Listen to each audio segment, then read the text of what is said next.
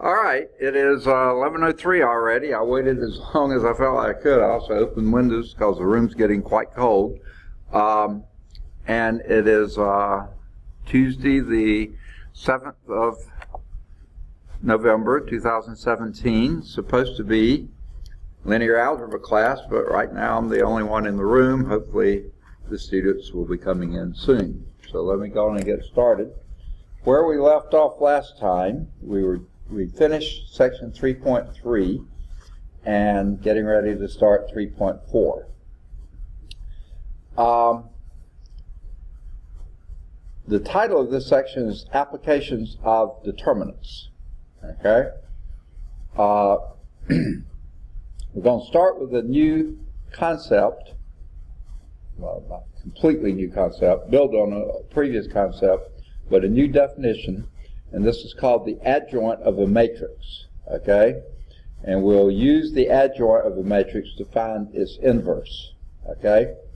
Now, we've already come up with a couple of different ways of finding an inverse of a matrix. Here's yet another. Then the next thing we'll do is looking at Cramer's rule, which is a way to solve a system of linear equations in variables using determinants. And then finally we'll use determinants to find areas, volumes, and equations of lines and planes, which you may be using in a future course if you have already passed that course yet.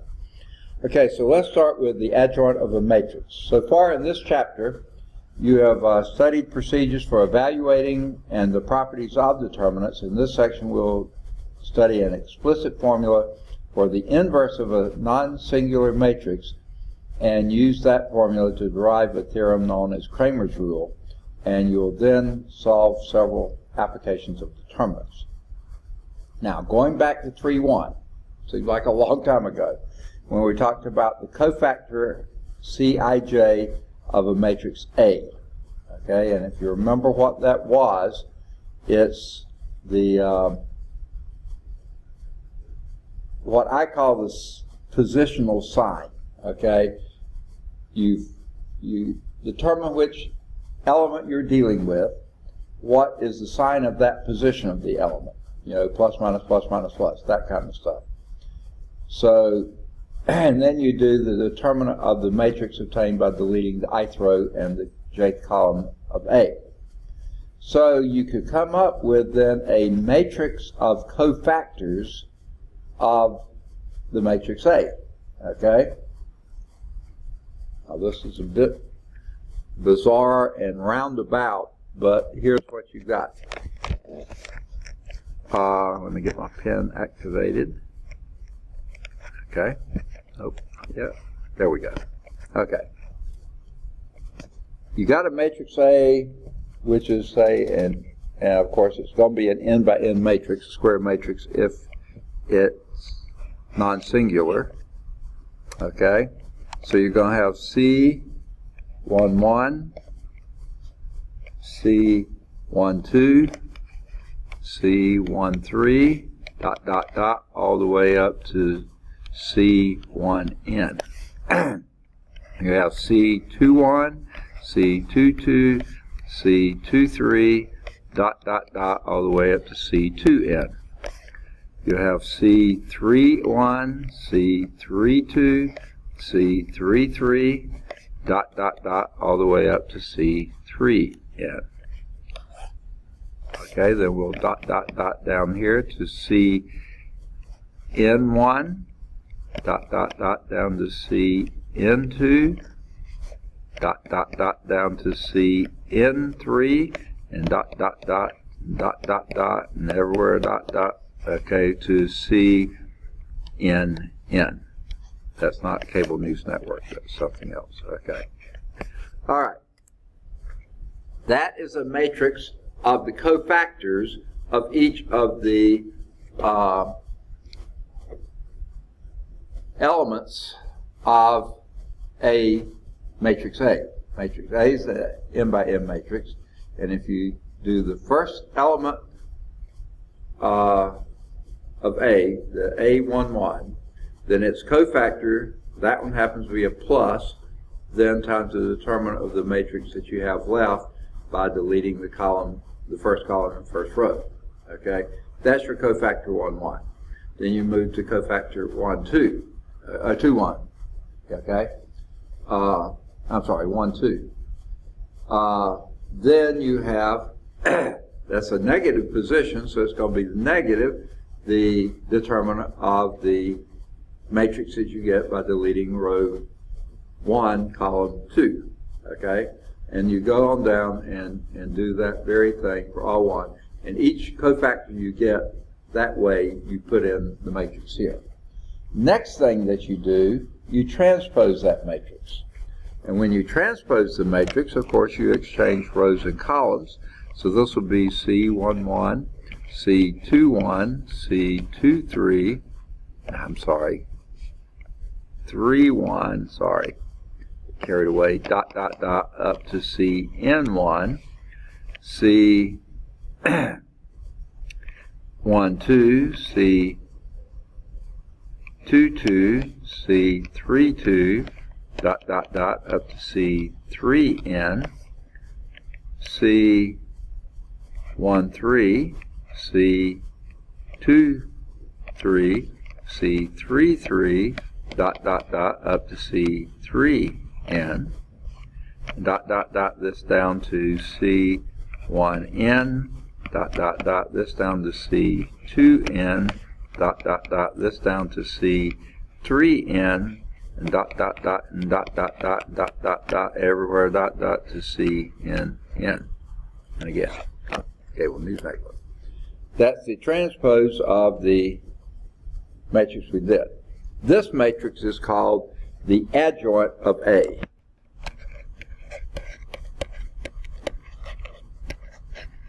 Okay. Now, nothing looks at all like A, and the abbreviation for that will be ADJ of A. Okay, adjoint of A. So let's do one. Let's find the adjoint of the square 3 by 3 matrix A. Okay. Sorry, my throat started hurting in the last class and not getting any better. This cold air on it isn't helping it at all, but I think I can live with it. Here's matrix A. Negative 1, 3, 2, 0, negative 2, 1, and 1, 0, negative 2. Okay. Now what we want to do is find the adjoint of A. Now we can do the cofactors one at a time, and let's see if we can do that. So let's first do the cofactor matrix. I want to call this the C matrix, but they don't have a name for it. That's why I think of it as. Okay. Yuck. Okay. Sorry. Okay.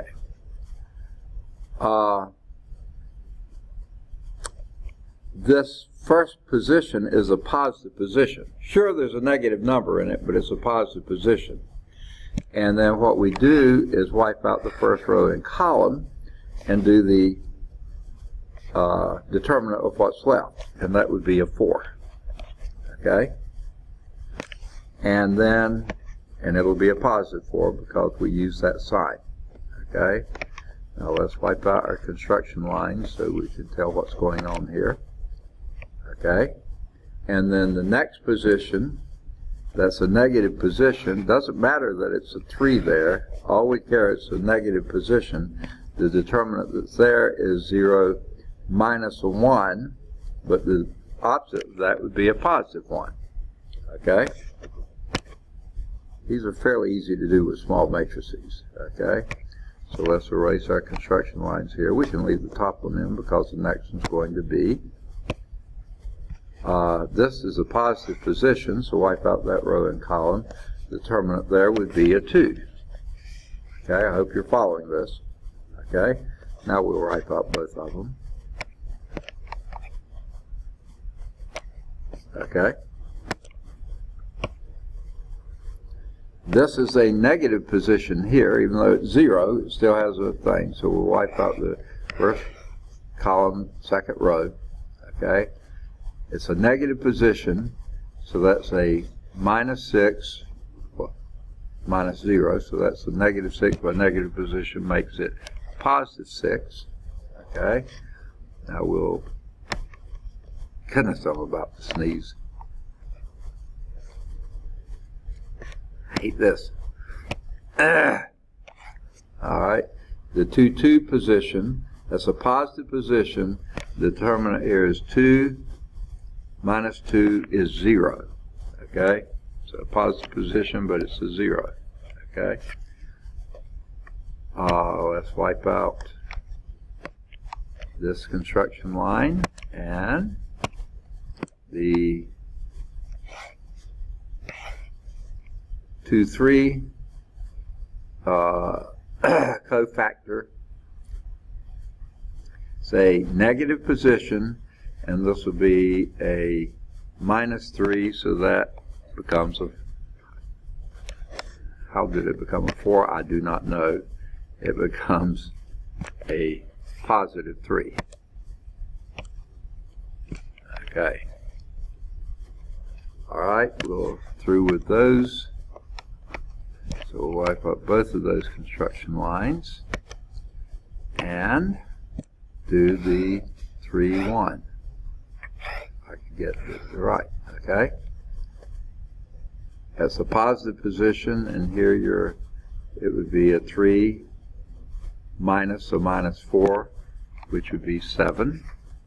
Okay. Rather bizarre that all these are coming up positive. Okay. Say that and probably they'll change now. There, I erased too much. The 3, 2 position here, even though it's a 0, it still has a negative position. So that's minus a -1, which is 1. So that's just going to be 1. And then the last entry of your, what I think of as a C matrix, though I don't do this except for right now. Okay, the 1, 3, the 3, 3 position, it's a positive position, that's going to be 2. Okay, I hope I've got the cofactor right. 412,603,712. Yeah, that's the cofactor matrix. Okay, what we do with the cofactor matrix is do its transpose, and this becomes the adjoint of A then. The ADJ adjoint of A would be, rewrite this, transpose this. It would be a 412,603,712. Writing its rows as columns or its columns as rows, that will be the adjoint. 467,101 and 232. Sorry about that.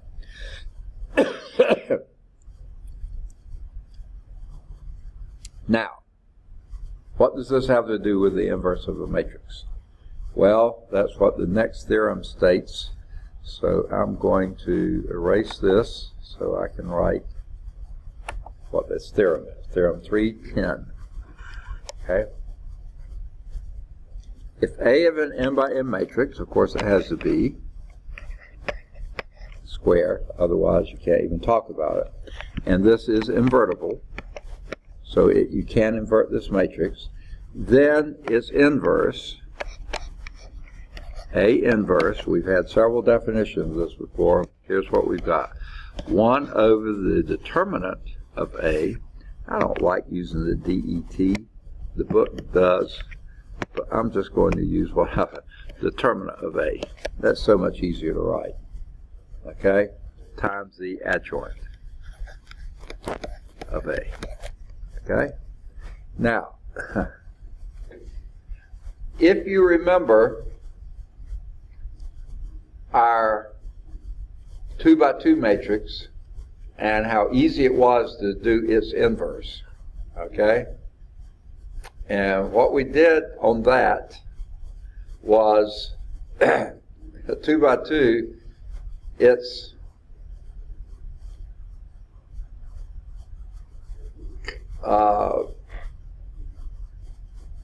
cofactor matrix, for the first entry would be the 1-1 entry would be the 2-2 entry. Because you wipe out the row and column, it's positive position, right? So it would just be what's left there. That was to be the 2-2 position. That goes on top, okay?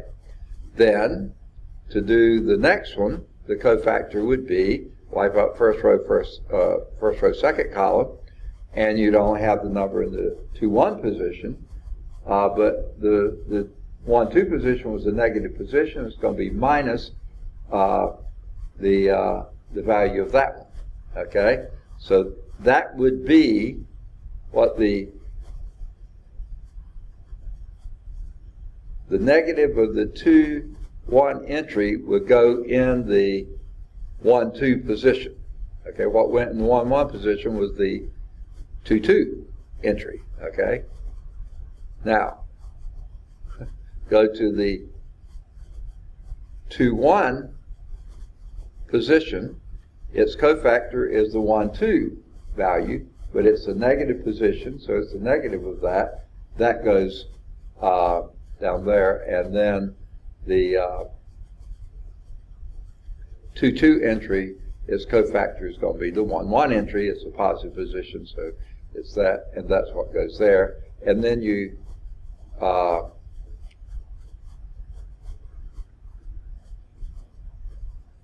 transpose and take the and do 1 over the determinant. And we did determinant then. It was just, you know, to show the simple determinant there. So this is where that comes from. So there's nothing magic about that other thing. It comes from this definition. We just didn't have all the tools we needed to give you the definition yet. Okay? Now, they do have a proof here.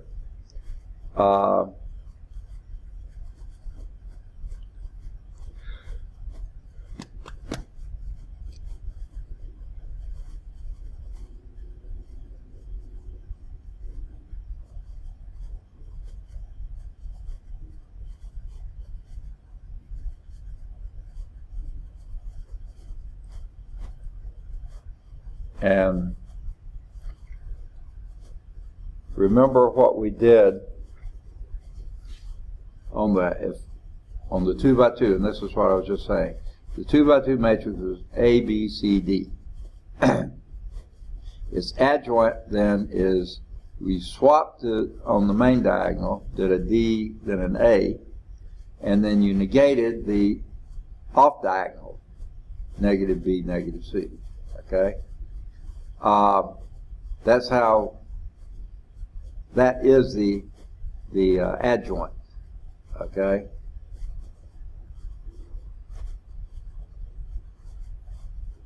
Well, okay. The cofactor matrix would be D minus C minus B A. But then if you transpose that, it would be D minus B minus C A. So you, the first one you negated when you made the cofactor matrix, you negated the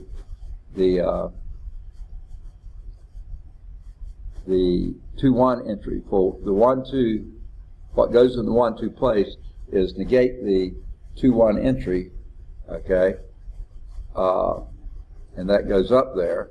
And for the 2-1 entry, you negate the 1-2 entry, and it goes down there. And then the A and the D just reverse each other. But then when you do the transpose of that, it puts the B back where the B was, but it's now negative, and the C back where C was, and it's now negative. And A and B, the A and D stay reversed. Okay. Now, I was trying to see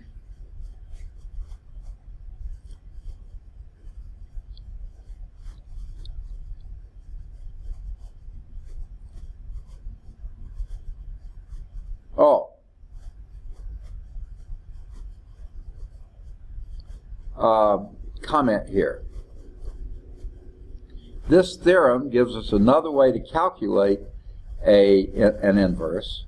However, the Gauss-Jordan elimination method that we did back in 2.3, much better, much more efficient, much faster, okay?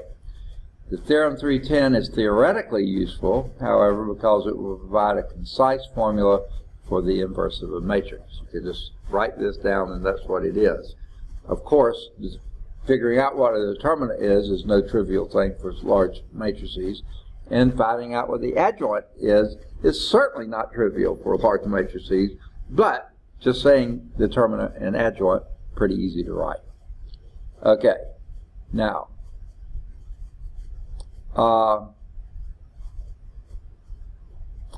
they're saying next, what happens if you multiply A times its adjoint? Okay? The entry of the ith row and the jth column of that product be the ith row of A times the jth column of C. That's what I like to call it.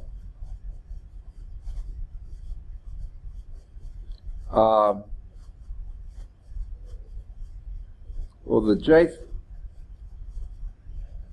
column of C, if that's the adjoint, that was the jth row, okay. The jth column of the adjoint of A would have been the jth row of what I call the C matrix, and that's why they express it like that. Now, so if you multiply those together, you have Aij times Cji, Ai1 times Cj1, Ai2 times Cj2, plus you do this all the way down the line here, to Aincjn.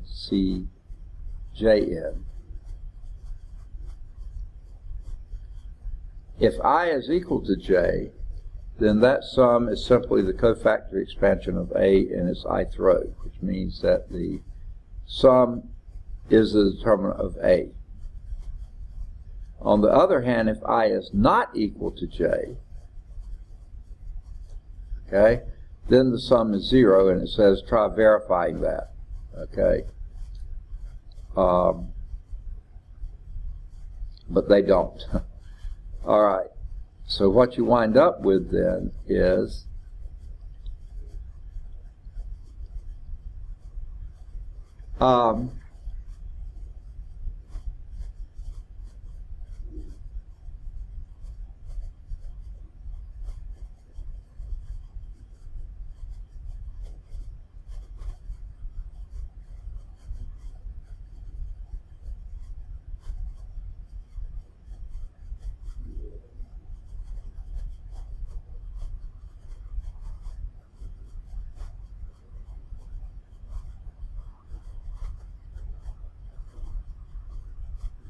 okay. Trying to see if there was an easy way to verify that the non-diagonals turn out 0. You just have to grunt through them, unfortunately. Okay. Now, the given was that A was an invertible matrix, so you know its determinant is not 0. And you get the determinant all down the main diagonal, as you see there.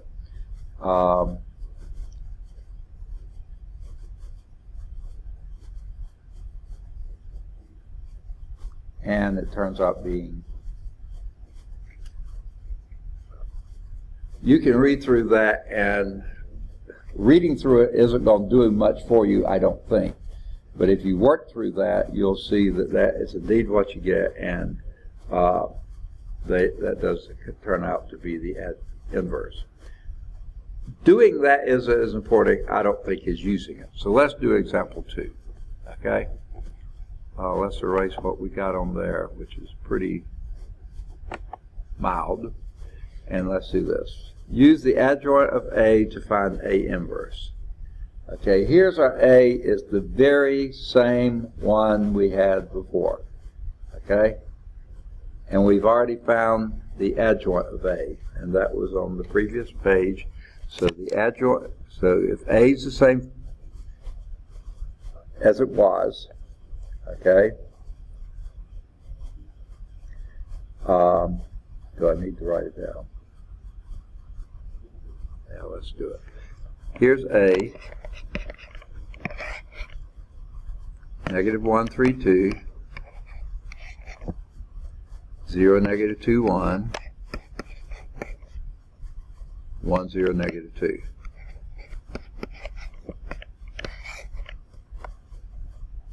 All right. And we already figured out the adjoint of A, which was a symbol for that, okay? And that's equal to 467, 101, 232. Okay? Can't read my writing there. That's a 3. My pen kind of skipped on me. Now, what we got to do is find the determinant of A. All right. Now, to do that, let's pick any row or column. I think first column works very nicely. So the determinant of A would be minus 1 times the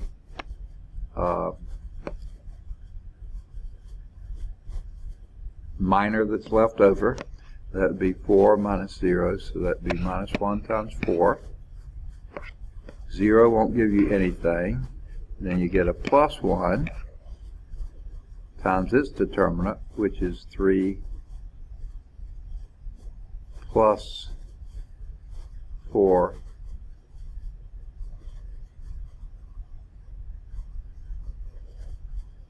7. Okay, and this will be minus 4 plus 7, 3. That's what they got. I'm sorry, my throat is going on me. I'm going to try to hang in there at least another 10 or 15 minutes, and I may have to go get something to drink. There is an old cough drop sitting on my desk here. I think I'm going to break down and go and consume it. A student had a bunch of these, and she dropped them. She picked them up, but she missed this one, and I left it on the desk for her to get. I think she was in her first mini term class, so she's not coming back. So I'm going to use a cough drop.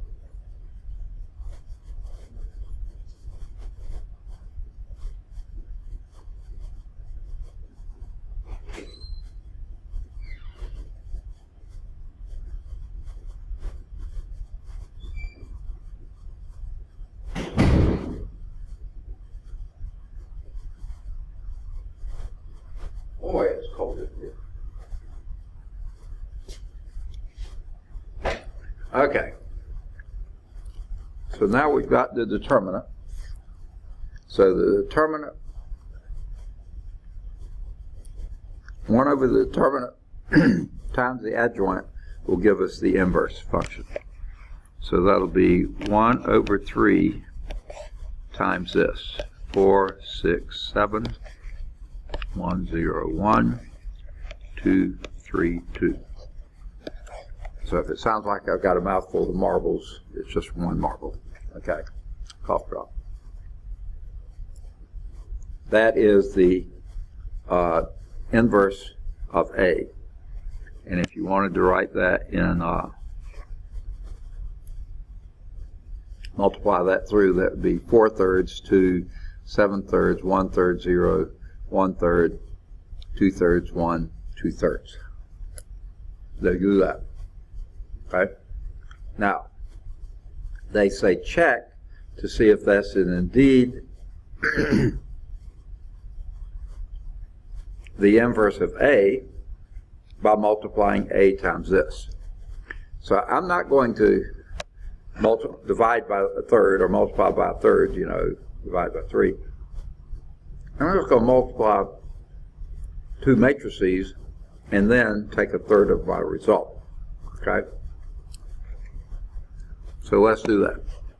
This matrix A times the inverse matrix, A inverse, okay, will be 1/3 times,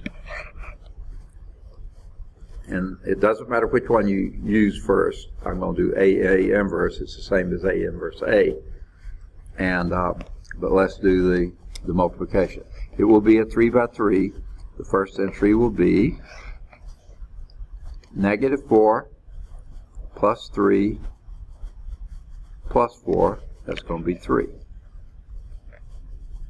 1/2 entry will be -6 plus 0 plus 6 is 0.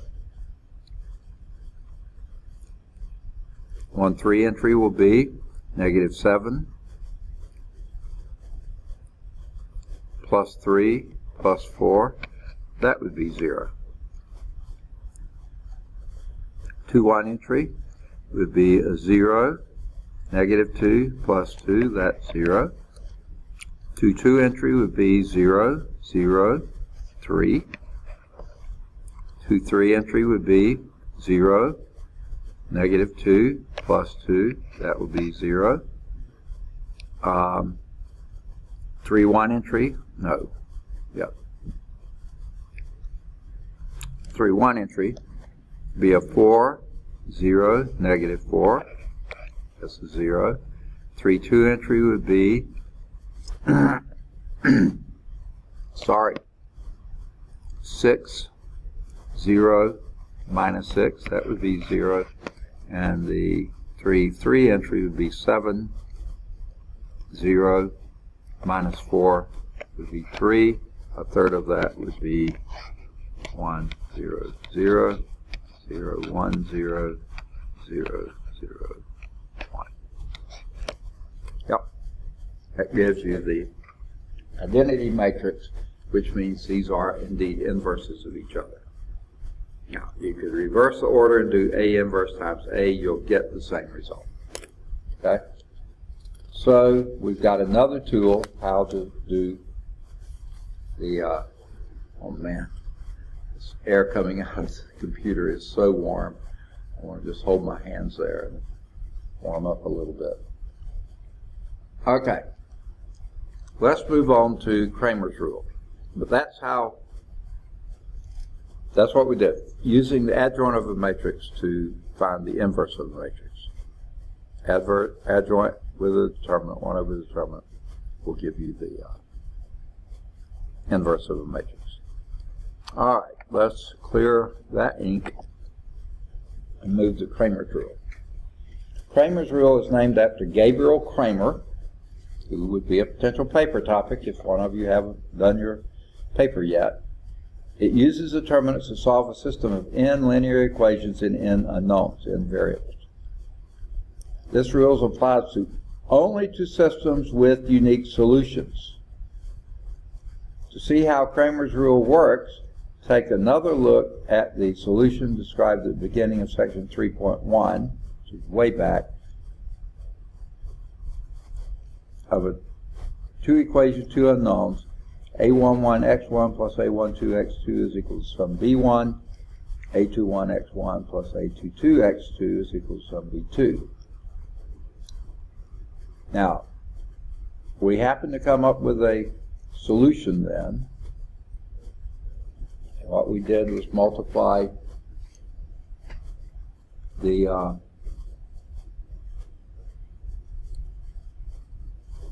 top equation by A22 and the bottom equation by minus A21, and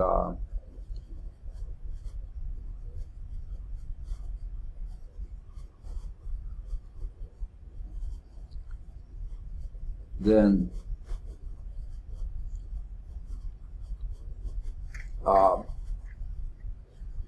we eliminated the x1 when you came up with what x2 was. I think I said it right. You, sorry, this cough drop is hard to talk around. It's making my throat feel better. Okay, you come up with those solutions that you see there. If you got your text, x1 would be b1 a22 minus b2 a12 divided by a11 a22 minus a21 a12. x2 would be b2. If you eliminated the x1, then x2 would be b2 a11 minus b1 a21 divided by the same denominator, a11 a22 minus a21 a12. Now, if that denominator was 0, you have an impossible case, which means no solution. Okay? But what is that determinant? I mean, what is that denominator? It's simply the determinant of your coefficient matrix. A11, A22 minus A12, A21. That's exactly what it is. So as long as that's not equal to 0, you have a unique solution. Okay?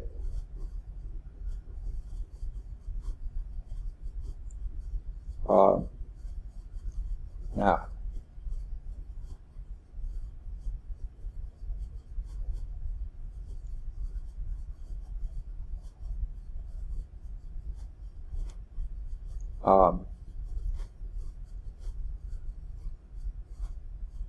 another way you could write that, as we just said, the denominator there is the determinant of your coefficient matrix. But what's the numerators there? That's the determinant of the first column in the square matrix. Sorry, I'm going to have to sneeze, I'm afraid. This is bad because I may lose my cough drop.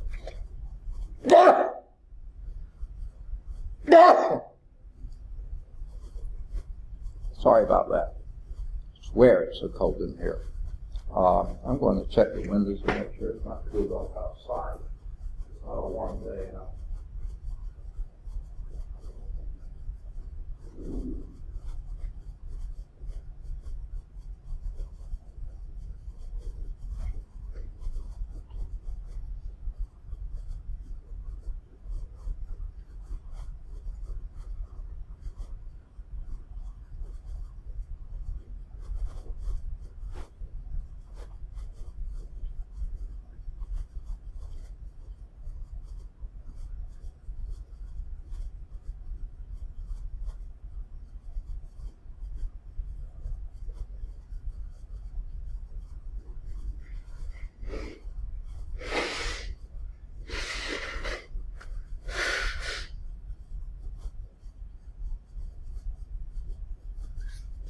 So sorry.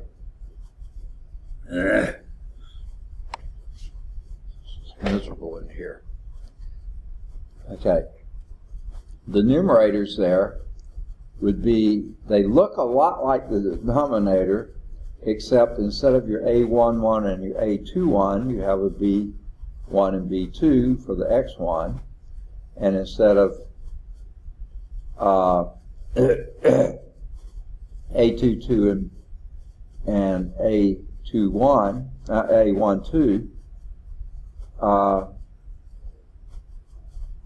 you have B2 and B1. So what's going on here,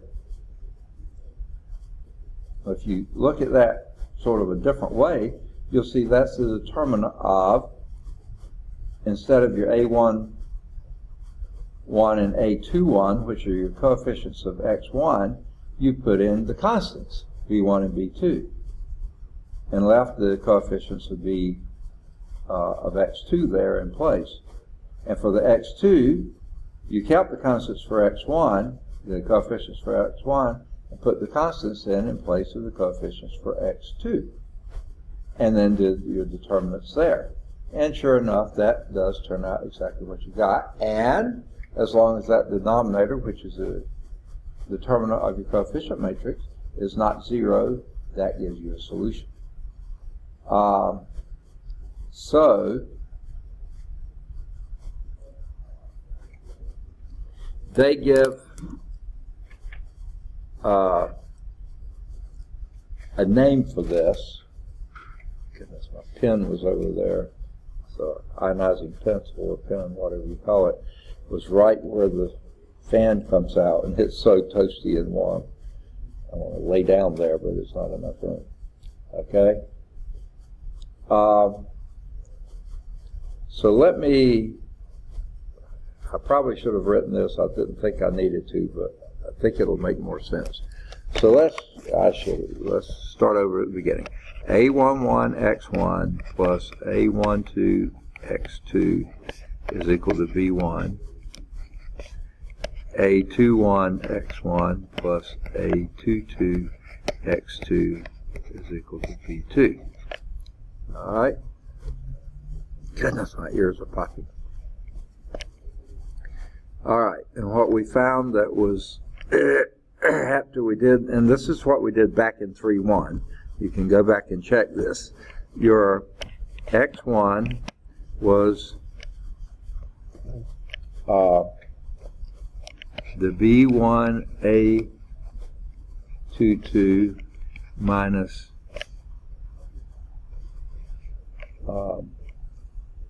B2A12,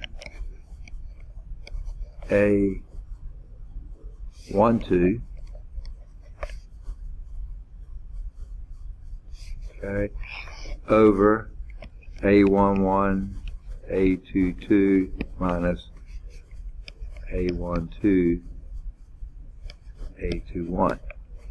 Okay. The order of multiplying is as important as the order of subtraction. Of course, you can't subtract wrong. I mean, that would be bad. And they note that this was the determinant of B1, B2, A12, A22 over the determinant of A11, A21, A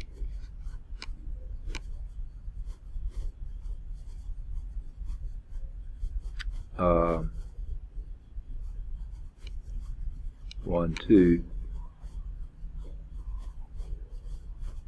A22. Okay. Sorry. Okay. Now, this is what I was going to get at. They call this A1, and they call this A. That's obviously the A.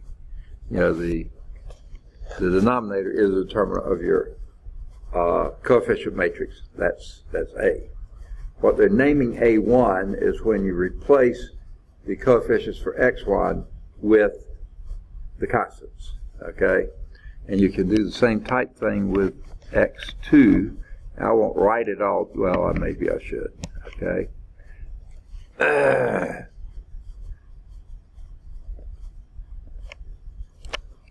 It's A11 B2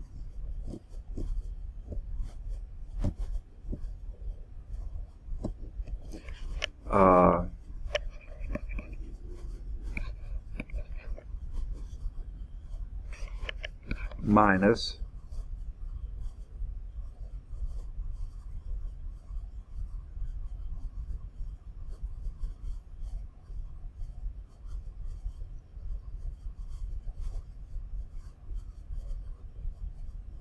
A21 B1. Okay, over, same thing here, A11 A22 minus A12 A21. All right, and when you work this out, that's A11 A21 B1 B2. That's the matrix there. This is A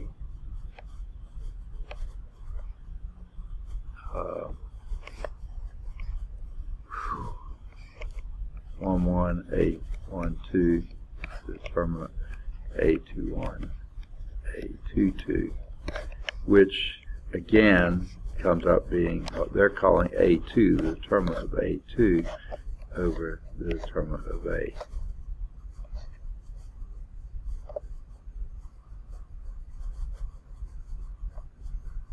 Okay.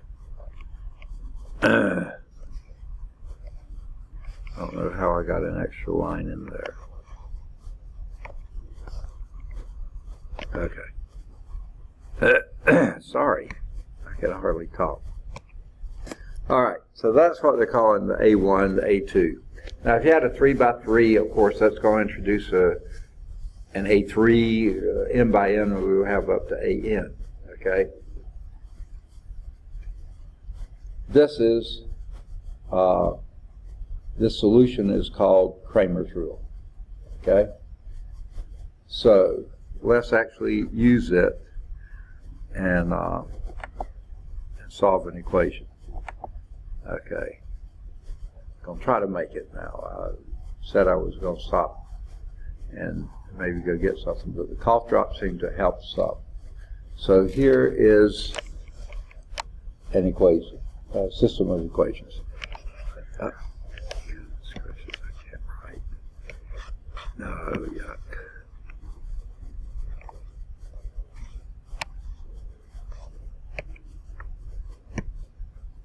Okay, let me try again. 4x1 minus 2x2 is equal to 10. 3x1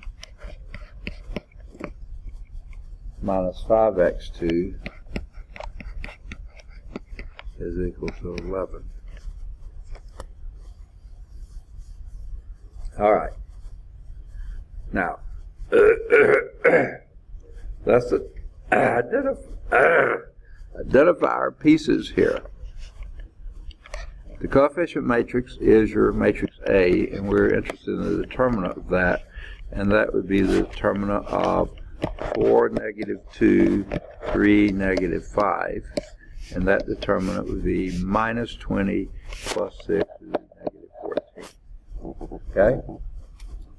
Now, your A1, determinant of that sort of manufactured matrix A1, would be instead of x1, the coefficients for x1, you put your b1 and b2. So that would be the determinant of 10, 11, -2, -5.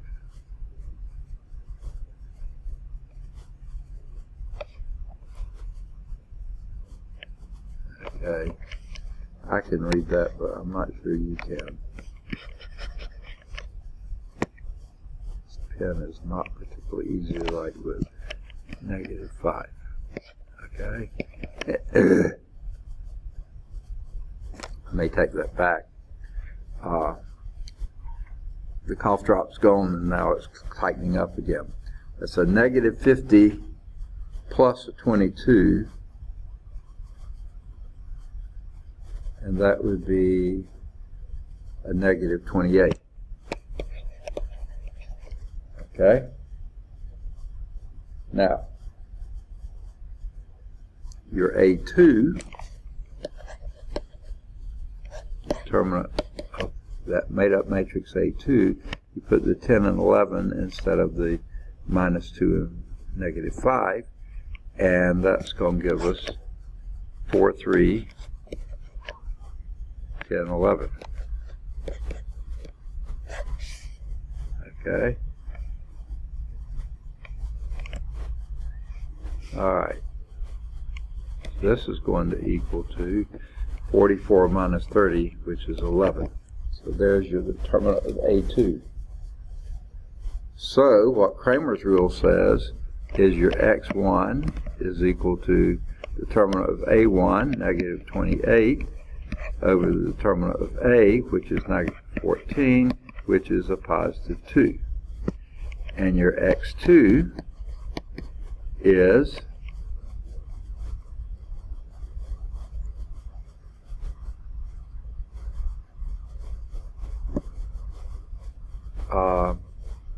11 over negative 14, which is negative 11/14. 44th. Oh no, 14th. Okay. No. Something went terribly wrong there. Let's go back and check my math here.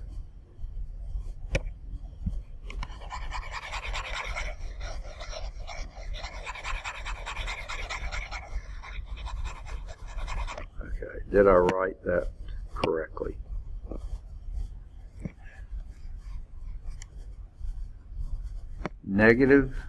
It's 44 minus 30 is 14. Sorry about that, not 11. Okay, so your x2 is 14 over negative 14, which is negative 1. Okay, yes, and that gives it to us. And then we can take these and check. 4 times 2 is 8. Plus 2 is 10, that's right. And 3 times 2 is 6. Plus 5 is 11. Yeah, both of those work. Okay. Sorry about that. All right, I've got less than 20 minutes. I think I can make it. All right. Now, sure enough, that was so much easier to solve just solving it. But you see Kramer's rule does work on it. Now, if you expand, increase the number of equations and variables, of course, things get a lot more complicated. But the procedure is still the same. All right, so let's say we had a 3 by 3. Okay, A11x1 plus A12x2 plus A13x3 is equal to B1. A21x1 plus A22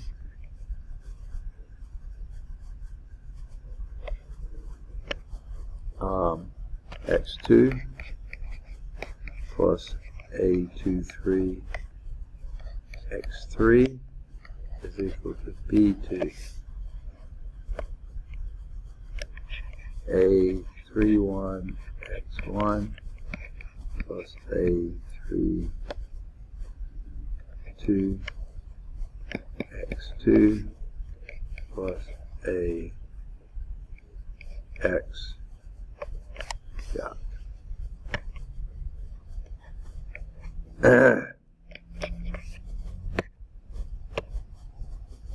Goodness gracious.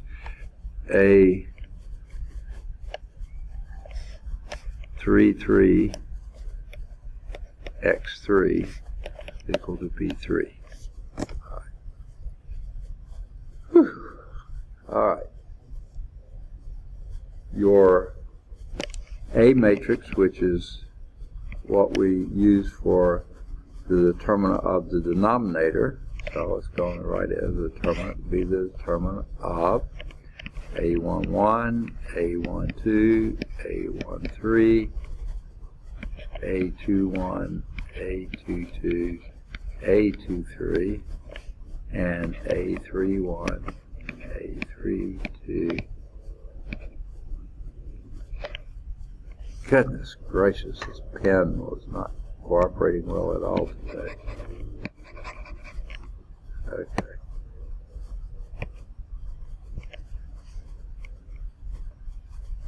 A32, A33.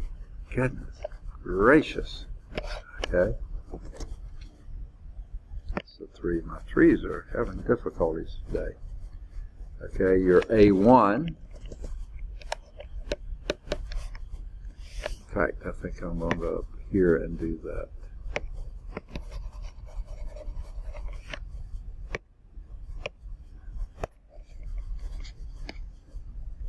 determinant of A1 is going to be the determinant of B1, B2, B3,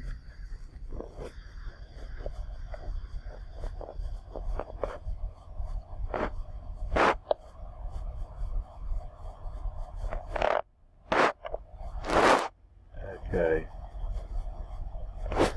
A12, A13,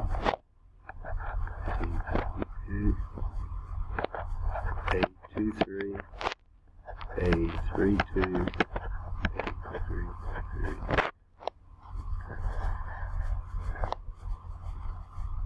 okay. Your A2, determinant of A2, is going to be A11, B1, A13, A21, B2, A23, A31,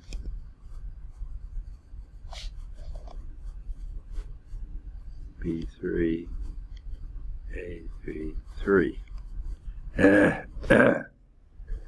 And your A3, that determinant will be the determinant of A11, A12, B1, A21, A22, B2. Well, it's good to see you.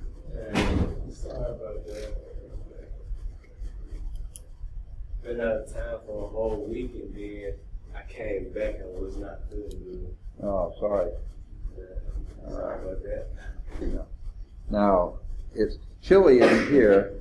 Did you feel like it was warmer outside or cooler outside? A little warmer. I thought so too. That's why I have the windows open. And not doing a lot of good. My throat's hurting. My nose has been running, but the best I can do. I think what's happening, the cold air is coming here and blowing outside. Not much air, warm air is coming in, but at least it feels a little bit better. Let me get set up for this. I only have about 15 minutes left. Okay. Everything going? Okay. Like I said, I don't know why, but this is the last day, so I guess it's all the changing weather. Today is the first day I've noticed sore throat. There's nothing else is coming here. Yeah. That's not what I want. Okay. Okay. Where we are, I don't see that you have your book, but where we are in your text is in Chapter 3, Determinants. The last section in Chapter 3, 3.4, is application of the determinants, and it's using Kramer's rule. And we're on page 131, top of the page. When you have a system of three equations with three unknowns, the three equations, of course, of these, your unknowns are x1, x2, and x3. These are the coefficients, A1, A's are the coefficients, and the B's are the constants over here. Okay. Now, to use Kramer's rule, we set up the determinant of your coefficient matrix. Okay? A11, okay. Now, you set up three more matrices to determine what x1 is, x2 is, and x3. That's what I was doing here. A1 is, since this is going to be used to determine x1, rather than using the coefficients that go with x1, you use the constants. So you put b1, b2, b3, and then the rest of your coefficient matrix stays as it was, just like the last two columns. Okay? Your A2, you put, instead of the coefficients for x2, we put b1, b2, and b3, and leave the rest of the coefficients just as they should be. And I think what I did, but it didn't draw, I didn't put my line down like that, it means it's a determinant. I was just doing the A3, which is the load. And I guess that's when you walked in, and my B2 just really messed up, didn't it? Let's clean that up a little bit. Okay. All right. So this would be a B2. We keep the coefficient matrix, the first two columns the same. The one for the x3s, we put the constants there. So this would be A31, A32, and then B3. And do that determinant. Okay? Now, once you set up these other matrices, determinants of other matrices, then you can write down what and you've calculated them, then you can write down your x1 is the determinant of A1 over the determinant of A. Your x2 is the determinant of A2 over the determinant of A. And the x3, I don't have much room, x3 is equal to the determinant of A3 over the determinant of A. Now, as we were saying before, this is just another way to calculate a system of, to get what solve a system of equations. But remember our Gauss-Jordan elimination we did at the very beginning?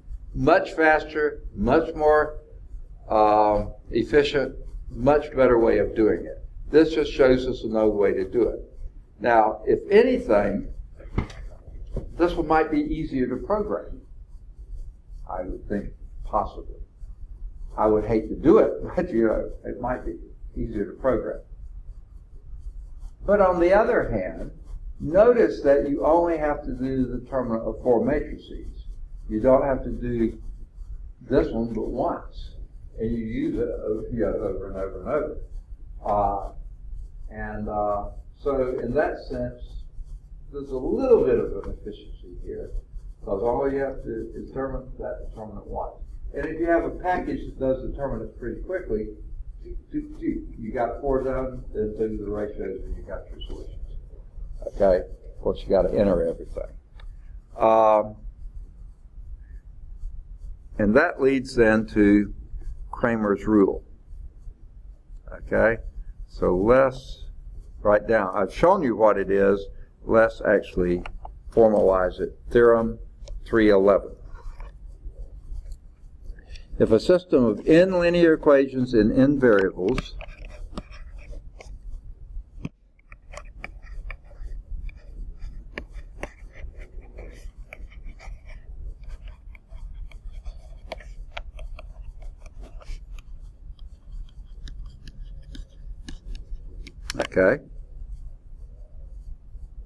has a coefficient matrix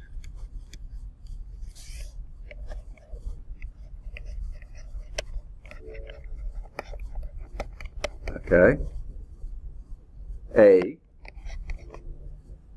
with a non-zero determinant such that the determinant of A is not 0. Doesn't matter what it is as long as it's not 0. If it's 0, then this is not a invertible matrix. It doesn't have a solution. Okay?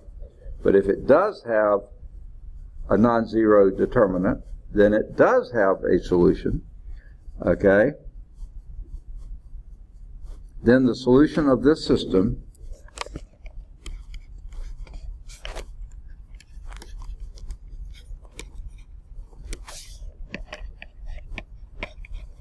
the system of n equations in variables, okay, is, and just like we did before, x1 is equal to the determinant of A1 over the determinant of A, which is not 0, by the way. x2 is the determinant of A2 over the determinant of A. x3 is the determinant of A3 over the determinant of A. Dot, dot, dot, up to x of n, the nth variable, would be determinant of a sub n over the determinant of A. Okay. Where the ith column of AI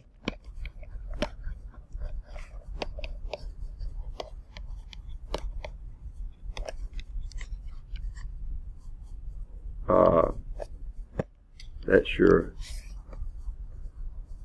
if this was the third column, A3, then the third column of A3, okay, would be the column of constants.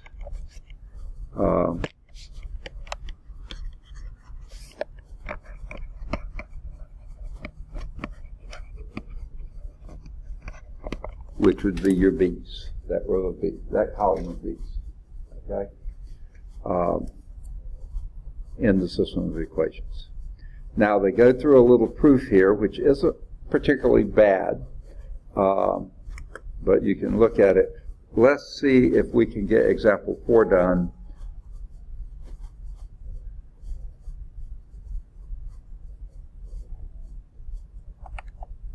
I keep getting stupid messages show up. You didn't see it there, but it did here, about changing colors. And it's just ridiculous. I don't know what's going on with that. So let's do example 4. Use Kramer's rule to solve this system of equation for x. Minus x plus 2y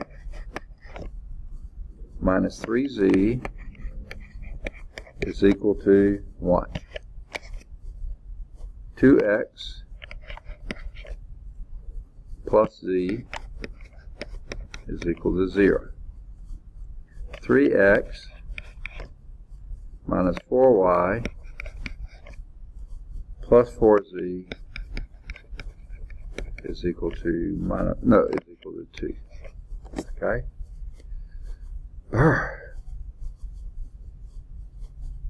All right. Now, you can start anywhere you want to. How they started is your coefficient matrix. So let's do the determinant of A. What is A? You tell me.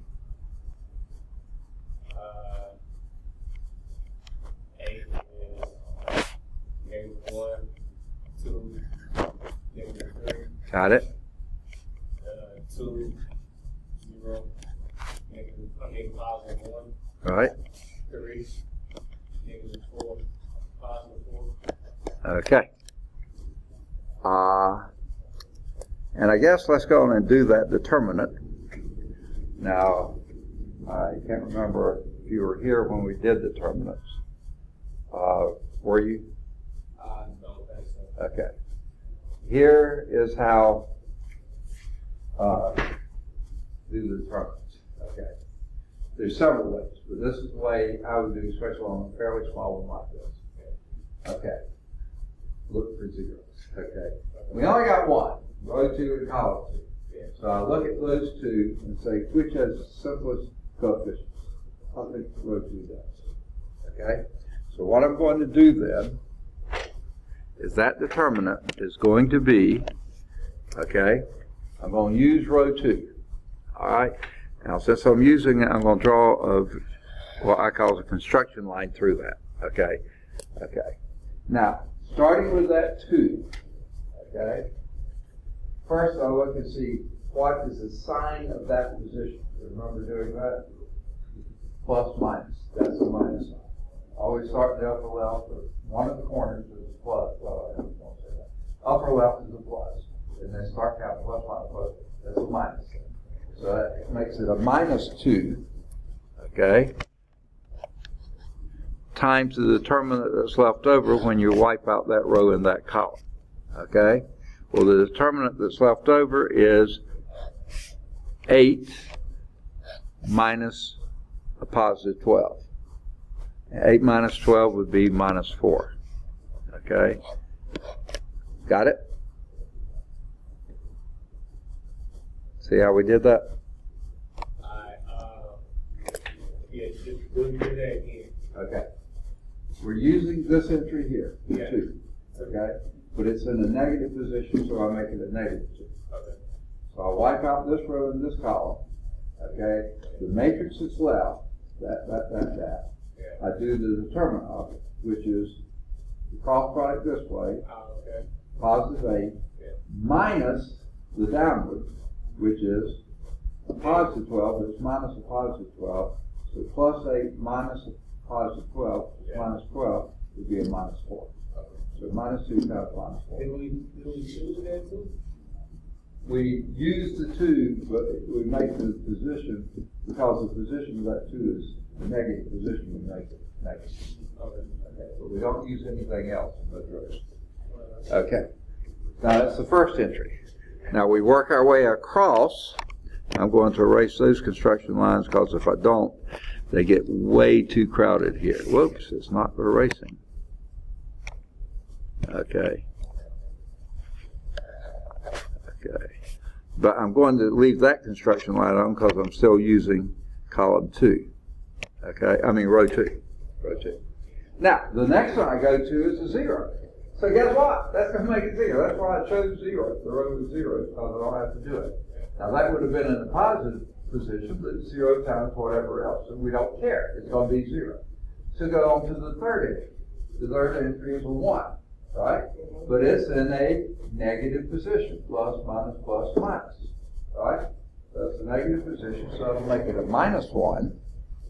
So -1 times the determinant of what's left over when you cross out that row in that column, and that would be a +4 minus 6, which is a -2. +4 minus 6. You see that? Okay. So this will be 8, -2 times -4, plus 2 equals 10. So that's the determinant A, 10. Got it. Okay. Now we need to do our other 3 determinants here. Okay?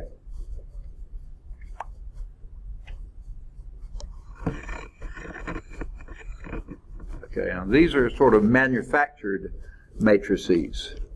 The A1 is the one we get when we put the constants in place of the coefficients for x1. Okay? So these constants would be 1, 0, 2, and then we use the same as before. 2, 0, -4, and -3, 1, 4. Right? Why the first column is 1, 0, 2? Okay. Okay. Yeah, because the coefficient, I should maybe name this a sub x. Yeah. That would make more sense. Let's call it a sub x, because this is the one replacing the coefficient for x. Okay? Instead of -1, 2, 3, like we used in A, we use 1, 0, 2 there, but the rest of A will keep just like it was. Right? Okay. Now there's no doubt what row or column we're going to use. We're going to use this one, okay? Because there's only one calculation to make there, okay? And this 1 is in, again, a negative position, right? Yeah. Plus, minus, plus, minus. So that's going to be a -1, then wipe off that, and then what you get here, -4 minus a 4. So that's going to be -8. So this a sub x is going to be 8. Okay, -1 because of that position being the minus is the number 1. So that makes it -1. And then I do a cross thing here, -4 minus 4. That's -8. Okay? -1 times -8, +8. See, that's the only one we have to do because these two are zeros. I love those zeros. Okay. All right. So let's do our a sub y. Okay. A sub y, what would I put where? You keep that first column, 1, 2, 3. Okay, wait. You're saying first row. Oh, first row. Okay, no. Okay, let's deal with columns. Okay. Let's go back. We leave the first one alone because we're doing AY, so we leave the coefficient for x's alone. Yeah. -1, 2, and 3. Okay? Now what do I put instead of the y's? You put you put 102. 102, you're absolutely right. Okay? Yeah. Then we leave the coefficients for z alone. That would be -3, 1, and 4. And we do that determinant. Okay? And again, I look at these, and find the most zeros. There's only one zero. So I'm going to choose either the second row or the second column.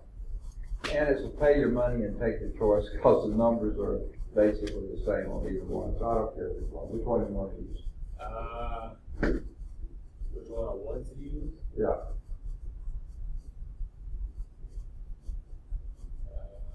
Two, I guess. Okay, either second row or second column. Which one do you want to use? Second column. Second column. We'll use the second column. I like that one too. Okay, so we'll use this column. And the first thing you ask yourself is, what is the sign of that position? That one up there. What is it? Oh, that positive one. I mean, that negative one. Okay, it will be a minus because plus minus. So you'll put a -1, and then you'll wipe out the first row, first column, and then do the determinant of what's left. And what will that be? 8 plus 3. 8 minus 3. You subtract the cross, the down. Okay. 8 minus 3, which is 5. Okay. All right. Let's get rid of those construction lines because there's nothing but in the way here. We're using the second column, so we'll leave the second column wiped out, but we'll wipe out the rest of that. Okay. And then the 0 we don't have to do anything with. Move down to the 2 at the bottom, right? What's the sign of that position? -2. Negative, so that'll be a -2. And what will be when we wipe out that one? What do we have left? You have -6 minus. Wait, no, it's -1. You always do down diagonal first. -1. -1 minus -6. Which is +6. Okay, -1 plus 6 would be 5. Okay, so that's going to be -5 minus 10, which is minus 15. So there's your determinant of a sub y. Sorry, I forgot to put my determinant sign in. Okay, I've completely run out of room. Okay. So I'm going to consolidate some stuff here. Okay. The determinant of A is, we've already said, was 10. So let me wipe out all our construction here. And I kind of hate I'm going to do that. And I'll just write a 10 in place. Okay. Okay. That's equal to 10. Okay. Now, whoops, that's not what I want. Okay. I've got that one. Okay, your a sub x, I'll wipe out all that. And in its place, just write is equal to 8. Okay.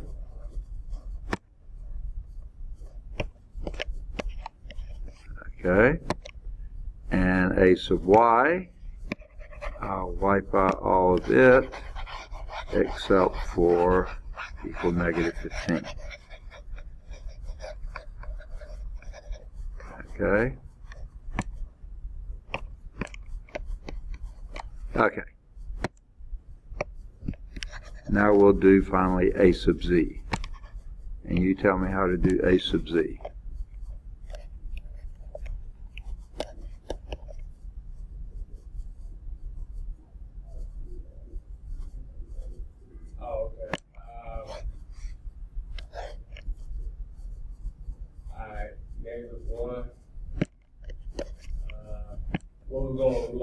Let's do columns. Column 2, 3.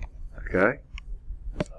2, 0, -4, 1, 0, 2. Got it.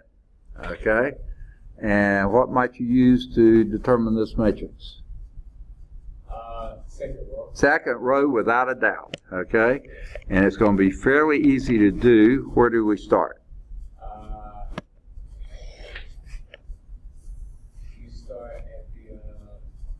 Second column, number 2. No. You start on this row. started with 2. Yeah. Okay? Is that what you were meaning? No. You said column, but yeah. Okay. It started at Row. It started at row. Yeah. Okay. And what position is that 2? First column. Okay, it's the first column, but what Second position? row. What sign of the position is it? Oh, it's a negative. It's a negative, so that's going to be a -2, and then we'll wipe out the first row, second column, and then do the determinant of what's left. And what do you have there? 4. -4. 0. No, it's 4 minus a minus 4. -8. No, it's not -8. 4 minus a minus 4, that'd be 4 plus 4, 8. 8. Okay? And that's going to be -16. Okay? We're ready now, believe it or not, to write our answers down. Okay? Now, what I think I'll do is rearrange this stuff a little bit. Okay?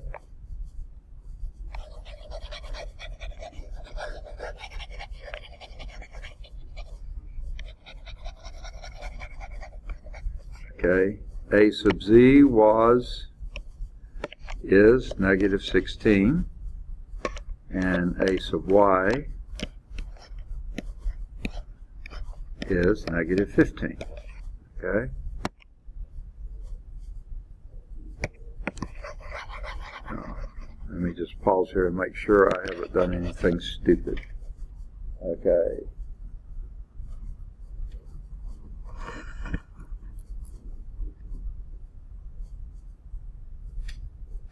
I think I'm okay. So we'll write down what our x is. X is equal to determinant of a sub x over the determinant of a. And that would be what? That would be x over determinant of a. A, yeah. 8 over 10. 8 over 10, which reduces to 4 over 5. 4 over 5. Got it. Okay. Let's do our y next. What would the y be? That would be -15. -15 over.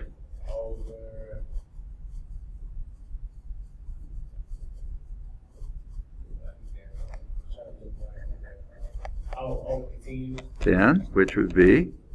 That would be a 2 over 3.